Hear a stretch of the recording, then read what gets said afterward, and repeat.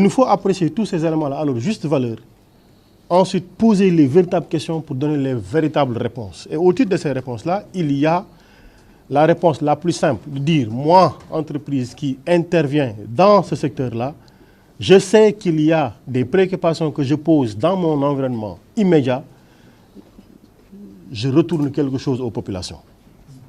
Voilà pourquoi on n'a pas encadré la RSE. Moi, je l'appelle un état d'esprit de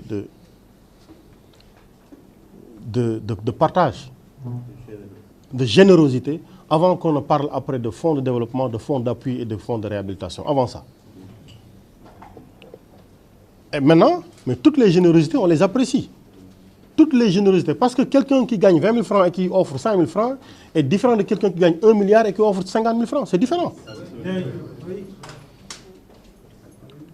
C'est fondamentalement différent. Voilà pourquoi, moi, quand je regarde, parce que moi, les chiffres me parlent.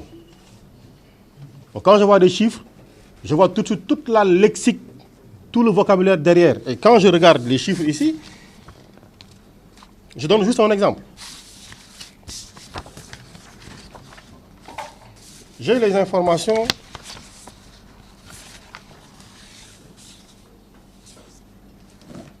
sur le coût salarial. Par exemple, le premier réflexe, je suis allé chercher le chiffre d'affaires. Quand je fais le ratio, je sais que chaque employé pour qui on dépense 1 franc ramène 6 francs. Ça, c'est une analyse statistique que j'ai fait là pendant que j'étais assis. Quand je demandais mon temps, c'était pour faire les lectures statistiques.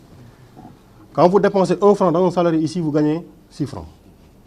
Parce que le salaire jusqu'au mois de juin que j'ai calculé tourne autour de 1 milliard 200.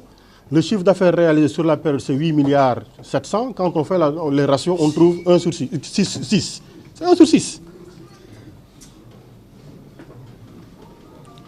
Mais ça, c'est dire que quand... Non, si vous voulez, je peux faire le calcul. Je suis inspecteur des impôts. Je peux faire le calcul avec le net, je peux faire le calcul avec le brut. Ça reviendra au même, avec des coefficients de variation minimes. Donc, ce n'est pas important.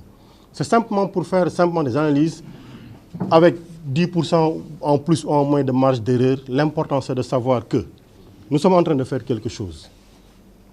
Il y a des analyses à poser et pour chaque analyse, il y a des résultats à tirer. Et au titre de ces résultats-là, quand on parle de RSE, je dis systématiquement, la réflexion que je fais, quel chiffre d'affaires avez-vous réalisé, quel RSE vous avez donné sur l'année. Je fais le ratio. Quel bénéfice vous avez réalisé, quel RSE vous avez donné, je fais le ratio. Je vous dis, vous êtes généreux, vous êtes moins généreux que les autres. Parce qu'après, quand on fait le ratio, tout le monde, on tombe sur les mêmes résultats par rapport à tout le monde. Ça, c'est le bon coefficient de correction. Et je dis, parce que je vois ici, 2020. Je suis sur le tableau récapitulatif des actions liées à la responsabilité sociétale de l'entreprise. Je peux prendre l'année la plus élevée. 2018, vous avez fait 120 millions. 2018, vous avez fait 120 millions.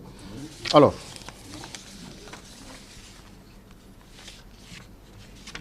en 2018, on a un chiffre d'affaires de 19 milliards. Faites le ratio.